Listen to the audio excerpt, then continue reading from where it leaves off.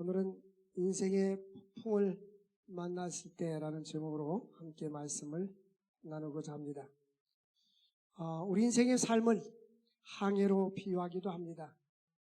그래서 배가 이제 항해할 때에 때로는 순풍에 돛달듯이 가는 경우도 있고 폭풍을 만나고 파선이 되는 경우도 있습니다. 오늘 바울 사도가 탄 배는 유라굴로 태풍을 만나서 배가 파선을 당해서 이제 위기를 당하는 그러한 장면 가운데 하나님이 그들을 지켜주시고 보호하시고 인도하신 이러한 내용이 포함되어 있습니다. 첫 번째로 우리 그리스도인들은 풍랑과 환난을 당할 때도 담대해야 하는 것입니다. 우리가 인생을 살다 보면 평안한 경우도 있고 위기를 당하는 경우도 있습니다. 그러나 믿음의 사람들은 어떤 경우라도 우리 하나님의 함께 하심을 믿어야 하는 것입니다. 요한복음 16장 33절에 예수님께서 너희가 환난을 당하나 담대하라 내가 세상을 이겨노라. 성경은 우리에게 인생을 살면서 예수 믿는 사람들은 환난을 당하지 않을 것입니다. 고난을 당하지 않을 것입니다. 이렇게 말하지 않습니다. 우리 예수 믿는 사람들도 믿지 않는 사람과 똑같이 환난을 당하고 고난도 당하는 거예요. 코로나가 예수 믿는 사람만 피해다니는 것도 아닙니다. 또 코로나가 교회만 쫓아다니는 것도 아니에요. 어떤 사람들은 교회만 있는 것처럼 교회 가지 말라 천만의 말씀이에요. 요즘 그러잖아요. 코로나는 이상하다. 지하철은 안 가고 지하철에서 발생됐다 소리 안 하니까. 사랑하는 성도로 예수 믿는 사람들은 믿지 않는 사람과 똑같이 환난도 당하고 고난도 당할 수가 있어요. 그러나 차이가 있습니다. 우리 예수 믿는 사람들은 하나님이 함께 해주십니다. 우리 하나님 함께 한다는 확신이 있어야 하는 것입니다. 그러므로 우리가 하나님 나라 궁극적으로는 이 땅에 살아가는 동안에 어려움과 위기가 있지만 궁극적으로는 영원한 하나님 나라 안식을 향하여 가게 되는 것입니다. 이 배가 이제 쭉 가잖아요.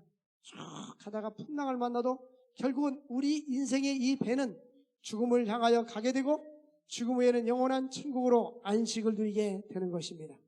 하나님 우리의 삶을 인도해 줄 줄로 믿습니다. 이제 바울이 탄 배가 이제는 바울이 복음을 증거하다가 호송에서 로마로 갑니다. 바울이 그렇게 로마를 가고 싶었는데 못 갔는데 이제는 제수의 몸으로 배를 탄 거예요. 그런데 그는 하나님의 섭리 가운데 로마의 가이사 왕자에게 복음을 증거할 수 있도록 하나님께서 그를 인도하고 있었습니다. 이 배가 이제 미양이라는 곳에 도착을 했어요.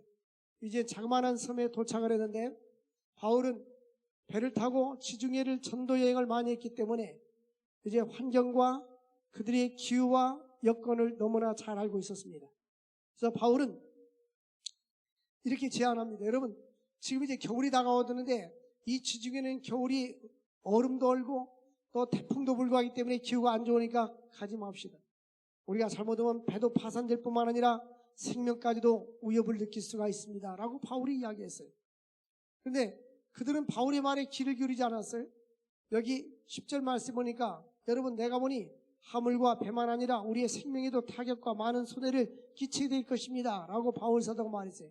이 바울은 그냥 말한 것이 아니라 하나님의 음성을 듣고 하나님의 말씀을 듣고 하나님의 그 은혜를 마음속에 임재해서 바울이 이렇게 고백한 것입니다.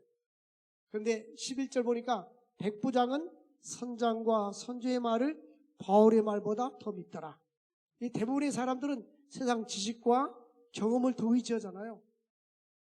하나님께서 주신 말씀보다는 내 경험과 내 인생의 경륜을 더 앞장세우잖아요. 지금 그래서 이 백부장이 고 갑시다. 멈추지 말고 갑시다 하고 계속 배는 이제 떠나고 갑니다. 근데 이들이 이 미양이라는 곳에 바울이 머물자 하겠는데 머물자 하는 이유는 환경이 열악하니까 조그만 섬에 지금 말하면 수돗물도 잘 안 나오고 전기불도 안 들어오고 슈퍼마켓도 없고 여기서 어떻게 있느냐 우리 갑시다. 근데 바울은 그러나 가다 보면 이제 풍랑을 만날 것이니 잘못하면 배가 깨지고 우리가 죽을 것이니 가지 맙시다.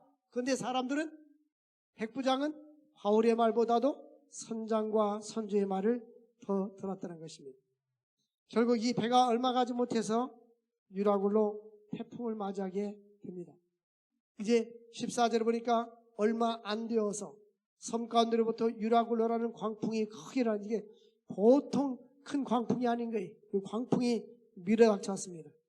배가 더 이상 갈 수가 없어서 닷을 내리고 나름대로 노력을 다 했습니다. 그래가지고 배 속에 있는 모든 물건을 다 바다에 집어 던지게 하고 구원의 여망마도 20절 보니까 구원의 여망마저도 없어졌더라 하는 것입니다. 근데 우리가 인생을 살다 보면 이와 같이 때로는 내 힘으로 되지 아니하고 질병이 닥쳐와서 힘든 경우도 있고 위기를 당하는 경우도 있고 경제적으로 파산을 당하고 어려움 당하는 경우도 있습니다. 이 모양 저 모양으로 여러 가지 자녀의 문제, 질병의 문제, 인생의 문제, 미래의 문제, 많은 인생의 이러한 유라굴로 태풍 같은 태풍이 우리에게 몰아닥칠 때가 있는 것입니다. 이제 그들을 보십시오. 그들은 어떻게 했습니까? 그 사공들은 지금 짐을 바다에다 다 던져버렸어요. 자기들이 가지고 있던 소유물을 바다에 다 던졌어요. 왜? 살아야 되니까. 배가 가보여줘야 되니까. 그 다음에 배의 기구들도 다 집어던져버렸습니다. 마지막에는 그들은 살 여망까지도 없는 상태가 되어버렸습니다.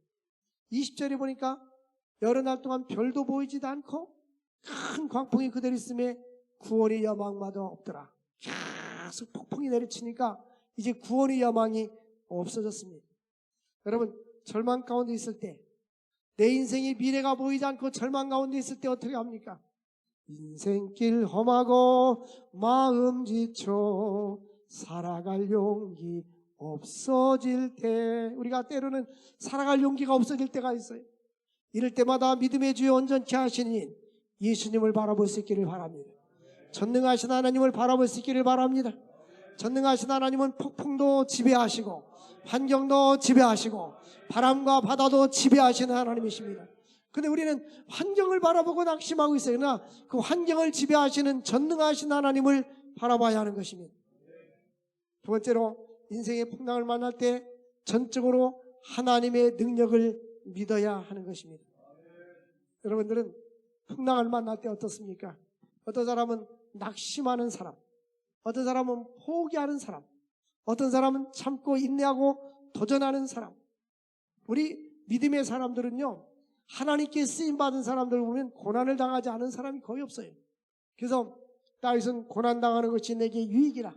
고난당하기 전에 내가 그를 행하였더니 고난받은 후에는 내가 하나님의 율례와 법도를 지키게 되었나이다 라고 고백을 하는 거예요. 보면 모세도 고난을 당하고 40년 동안 광야 생활을 했어요. 광야 생활할 때 백성들이 원망하고 불평하면서 많은 고난과 위기 속에서 살아왔습니다. 다니엘의 세 친구들은 풀무포 속에 들어가는 고난, 다니엘은 사자굴 속에 들어가는 고난. 인생을 살다 보면 모양은 달라도 우리는 고난과 역경과 이런 것을 당할 수가 있어요.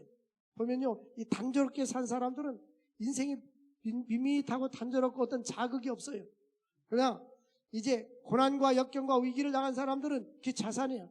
어렸을 때, 젊었을 때 많은 고난당하고 어려움을 당한 사람들은 인생을 살 때 위기가 닥쳐잖아요. 별로 힘들질 않아요. 근데 일을 전혀 안 해본 사람들은 이 지게 지르는 것도 힘들어요. 근데 일을 많이 한 사람들이 일을 겁내지 않는단 말이에요. 하나님께서 우리에게는 이 영적인 이러한 그 면역력을 줘가지고 연단과 고난을 많은 받은 사람들은 어떤 위기에도 잘 자태나갈 수 있는 거예요. 다윗 왕은 보면은 사울 왕이 다윗을 죽이려고 해서 많은 죽임의 위기를 겪었습니다.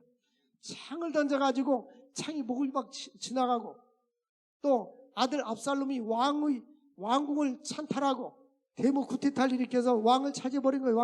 왕궁을 차지하고 다윗이 도망가 버렸어요. 다윗의 군대와 아들 압살롬의 군대가 전쟁이 일어났습니다. 이런 위기를 많이 겪었어요. 그런데 다윗은 뭡니까? 내가 사망의 음침한 골짜기를 지난다 할지라도 내가 두려워하지 않을 것은 여호와 하나님께서 나와 함께 하십니다. 여호와는 나의 목자가 되시니 내게 부족함이 없으리로다. 그 양은 그냥 따라만 가면 돼요. 하나님이 인도해 주니까. 어디든지 예수 나를 이끌면 어디든지 예수 함께 가려네. 우린 주의 인도하심 따라 가면 되는 거예요. 뭐 그렇게 두려워합니까? 두려움이 생기니까 두려워하지 일부러 두려워하고 싶진 않을 거 아니에요. 근데 성경 창세기부터 요한계시록까지 너 어려운 일 당할 땐 두려워해라, 겁먹어라, 낙심해라, 잠자지 말고 걱정이나 하고 있어라, 그런 말이 없어요. 그런 말은 창세기부터 요한계시록 그런 말 없다니까요. 근데 우리는 하지 말라는 걸 하고 있어. 뭐 걱정스럽고 잠 못 자고 근심하고 걱정하고. 왜 그럴까요? 내 마음에 근심 걱정이 생기니까 그러겠죠. 근데 예수님께서 성난 파도에게 바람아 고요해라, 바다야 잔잔하라, 그것이 우리 인생에 일어난 여러 가지 근심 걱정과 환경의 역정을 예수의 이름으로 명령하시기를 바랍니다. 예수의 이름으로 명하니 내 마음속에는 어둠과 근심 걱정은 떠나갈지어다. 하나님의 은혜 가운데에 하나님의 능력 가운데 살아갈 수 있기를 주의 이름으로 축원드립니다. 우리가 때로는요 위기를 만나고 고난을 당할 때는 힘들잖아요. 근데 많은 세월이 흐를 때는 그리워요. 추억거리예요. 추억거리. 발명왕 에디슨도 그 철광을 캐는 철광 산업을 했습니다. 미니스터주에서 이제 다른 철이 많이 생산되는 바람에 철값이 폭락해서 망해버렸어요. 8년 동안 그의 노력은 실패로 끝났습니다. 그러나 그것을 경험으로 인해서 인조 시멘트 사업을 시작해서 이번에는 성공했어요. 그러니까 나중에 광산 사업장에 찾아가서 이런 고백을 합니다. 내가 여기서 일하던 5년간 나의 생애에 가장 즐거운 시간이었다. 여러분 때로는 힘들고 어려도 지나고 나서 보면은 즐거운 시간이에요. 우리가 돈도 많고 편안한데 일부러 누가 고생하는 사람이 어디 있어요? 그럼 환경이 있게 되니까 그런 고생을 하죠. 그러니까 어떤 경우는 이 고난과 고생은 돈 주고 살 수 없어. 응? 돈 주고 누가 고난과 고생을 살 사람이 어디 있습니까? 어떤 내가 존경하는 목사님은 나는 고생대학 고생학과를 나왔습니다 그러더라고요. 옛날에는 대부분 요즘은 고생대학 고생학과는요 미달입니다. 미달. 정원 미달이야. 근데 옛날에는 고생대학 고생학과가 차고 넘쳐서 50년대 60년대 70년대 사람들은 고생대학 고생학과를 많이 나왔어. 근데 고생대학 고생학과 자격증을 따면요 어디를 가든지 다 할 수 있어요. 이 고생대학 고생학과 나오면 못 오는 일이 없어. 근데 내가 여기서 일하던 5년간 나의 생애는 가장 즐거운 시간이었습니다. 다른 것을 생각할 여유도 없었고 거기서 많은 것을 배웠습니다. 여러분 우리는 이 고난과 고생을 통해서 인생을 배우게 되는 거예요. 셰익스피어는 눈물의 빵을 먹지 않은 사람과 대화하지 말아야지. 고난과 고생을 당하는 사람은 인생이 깊이가 있는 거예요. 예? 중고등부 아이들 모아놓고 우리 성경 공부 제자 훈련하자. 우리 고생한 것에 대해서 나눠보자. 걔네들한테 그런 얘기하면 안 통하는 거예요. 뭐 고생이라는 게 격자도 모르는데 고생이 뭐가 있어요. 연세가 지극히 들어야 그때 인생을 많이 살아봐야 이런 이야기 저런 얘기 경험 얘기가 나오는 거죠. 우리는 인생을 살다 보면 고난과 역경이 닥쳐올 수도 있어요. 그러나 이것은 하나의 우리에게 고난당하는 것이 되게 유익이라. 이 고난을 통해서 하나님의 율례를 배우게 되었나이다. 우리는 고난과 풍랑을 만날 때에 하나님을 의지해야 됩니다. 고난 속에서도 하나님의 함께 하심을 믿으시기를 주의 이름으로 축원드립니다. 그런데 우리는 생명만 보호해줘도 감사해야 돼요. 22절 보십시오. 내가 너희를 권하니 이제는 안심하라. 바울이 말합니다. 너희 중에는 아무도 생명에는 아무런 손상이 없느니라. 생명에는 아무런 손상이 없다. 교통사고 나서 자동차가 몇 바퀴를 굴렀어도 생명만 살아있으면 되잖아요. 아, 이내 자동차 고장나서 어떻게 나 그런 사람 있어요. 살아있는 것만 해도 감사해야 돼요. 살아있는 것만 해도 감사해야 돼요. 오래전에 제가 저쪽 수인 산업도로를 가면서 운전하다가 이렇게 백미러를 보니까 안전거리가 충분히 되는 가서 끼어들게 되는데 그 차가 양보하지 않고 나하고 부딪혔어요. 그래서 내 자동차가 앞바퀴가 그쪽 옆에를 받으니까는 그 차가 저쪽으로 쭉 나가더라고요. 그러더니 옆으로 쭉 쓰러지더라고요. 차가. 주여. 속으로 주여 가만히 있었어요. 그러니까 저 사람이 죽었나 살았나 이제 걱정되는 거예요. 근데 나오더라고. 안 죽었어. 건강하더라고요. 카메라를 들고 나더니 사진 찍고 있어. 그래서 나는 당신 안 다쳐서 이렇게 묻는데 사람이 다쳤는가 안 되는가 중요한데 누가 잘못했는가 사진부터 찍는 거예요. 내가 어깨 드립니다. 당신 건강하면 보험 처리 다 해줄 테니까 전화번호 좀 가시오 그러는데 여러분 우리는 자동차는요 사면 돼요. 돈이 없어서 아멘 안 해. 중고차 이종수 장로님한테 전화해가지고 500만 원짜리라도 사면 되는 거예요. 중고차는 이종수 장로님께 알았죠? 그런데 사람은 죽으면 못 살리잖아요. 예수님이나 하나님 능력이 아니면. 우리는 살아있는 자체가 감사해야 돼요. 바울아 두려워하지 말아라. 네 생명은 지장이 없느니라. 다 화물로 바다 깨치고 배가 파손이 되었어도 살아있다는 자체가 감사이죠. 예? 여러분, 무엇이 걱정이고 불평입니까? 애들이 공부 못한다고 뭐라 하지 마세요. 너가 있어준 것만 해도 고맙다. 너가 살아있는 것만 해도 고맙다. 돈 못 번다고? 살아있는 것만 해도 고마워요, 여보. 내가 벌어서 먹여줄게. 이 정도 돼야지. 왜 싸워? 살아있는 게 감사하지 않아요? 살아있는 게 감사하지 않냐고. 그러니까 사람들이 건강하고 살아있으니까 더 다른 거를 요구하는 거지. 예? 지금 죽느냐 사느냐인데 죽어버리면 무엇이 유익한 거예요? 예? 바다에 배가 다 침몰돼가지고 다 죽으면 집이 무슨 소용이 있고 자동차가 무슨 소용이 있겠어요? 바울아, 두려워하지 말아라. 네 생명에는 손상이 없느니라.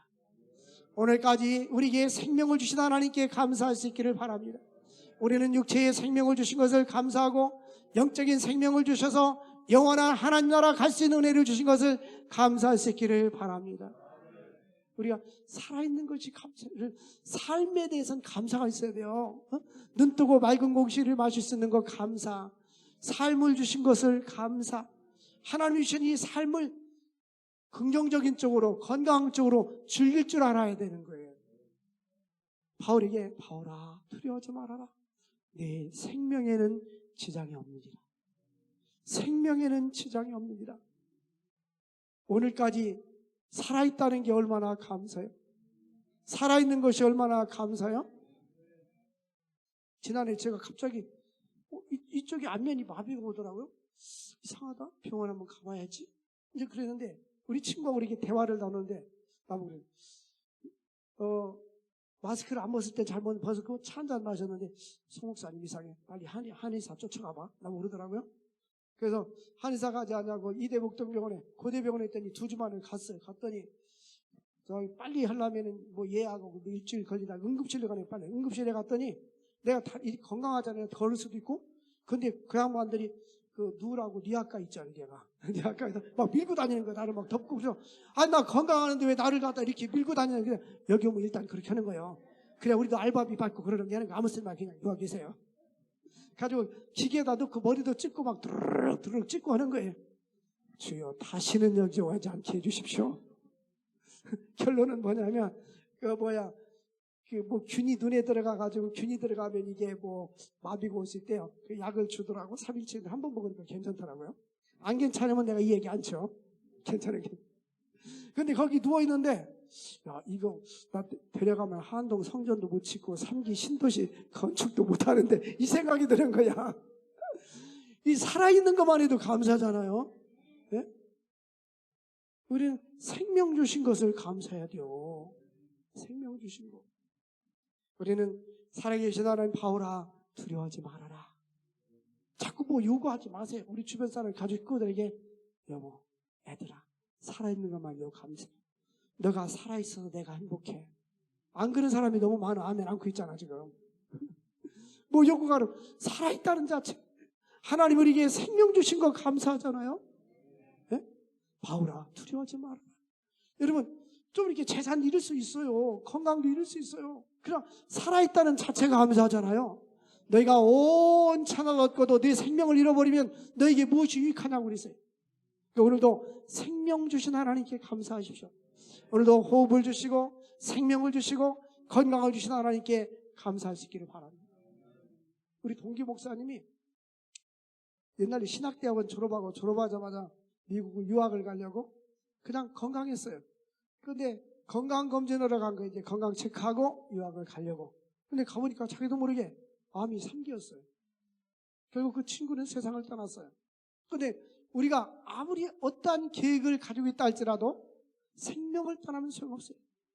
여러분 오늘도 하나님이 생명 주셔서 주의 전에 와 있을 수 있는 이 자리에 있다는 자체를 감사할 수 있기를 바랍니다. 바울아 두려워하지 마라. 생명에는 지장이 없다. 여러분 생명 주신 하나님께 감사하세요. 생명 주신 하나님께 감사할 수 있기를 바랍니다.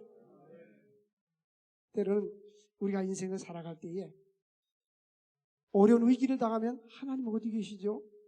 하나님 왜 아무 말씀하지 않고 침묵하고 계시나요? 이게 욥기가 그렇게 물어봤어요.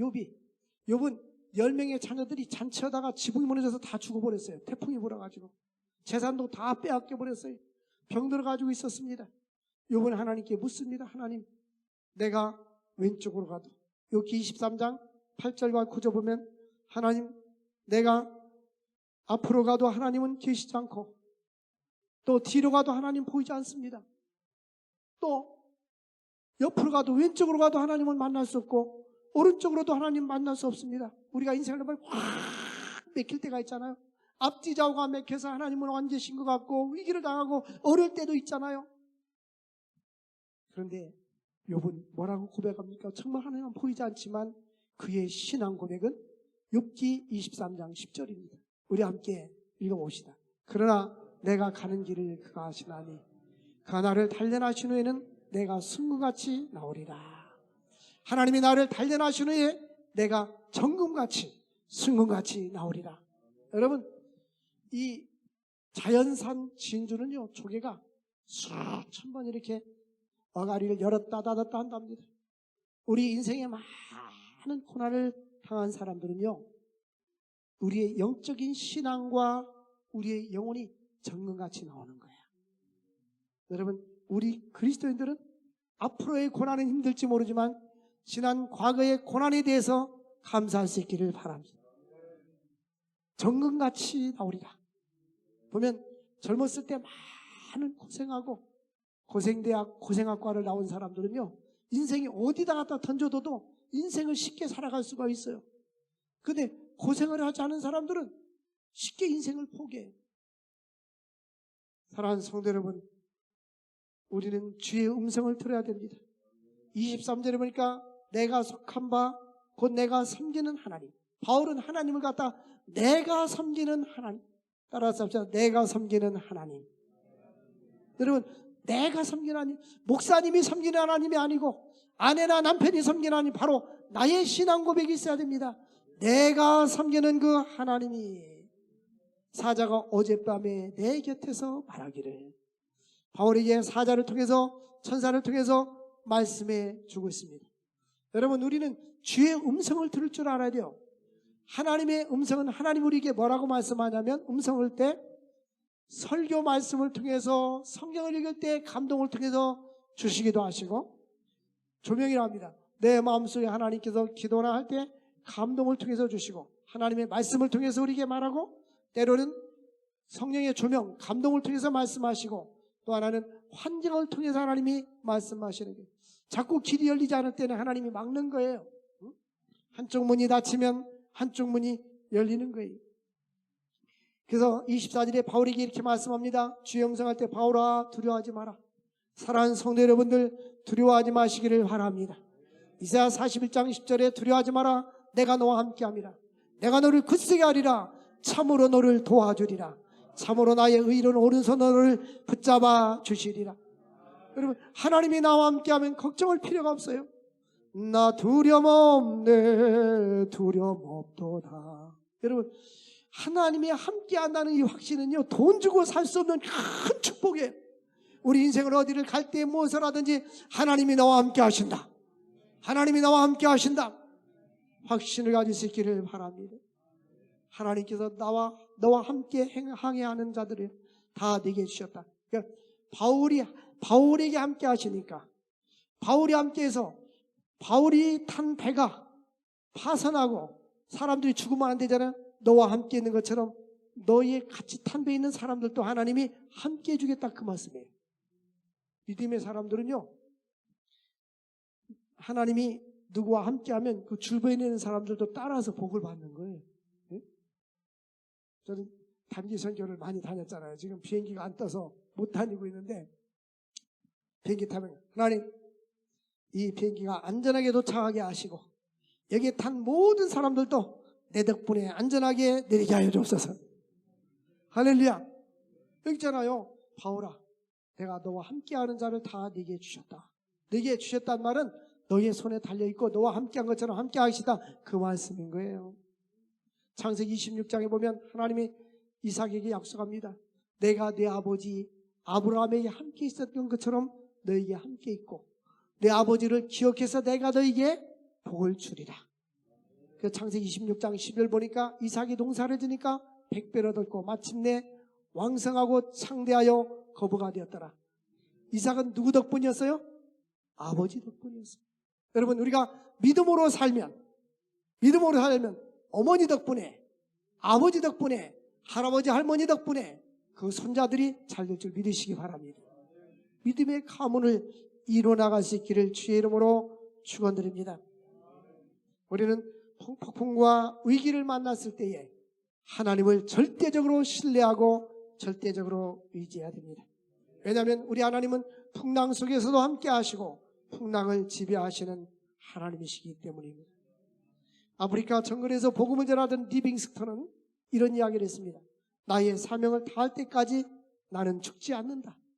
여러분, 하나님이 사람을 데려갈 때 너는 이 세상에 더 있을 존재 가치가 없어. 그런 사람들도 데려가고, 또 하나는 사명이 당신은 이 세상에서 당신의 사명을 다 끝났다 하면 스데반처럼 데려가고, 또 어떤 경우는 사명이 아직 할 일이 많이 남아있는 사람은 사명을 다하면 데려갑니다.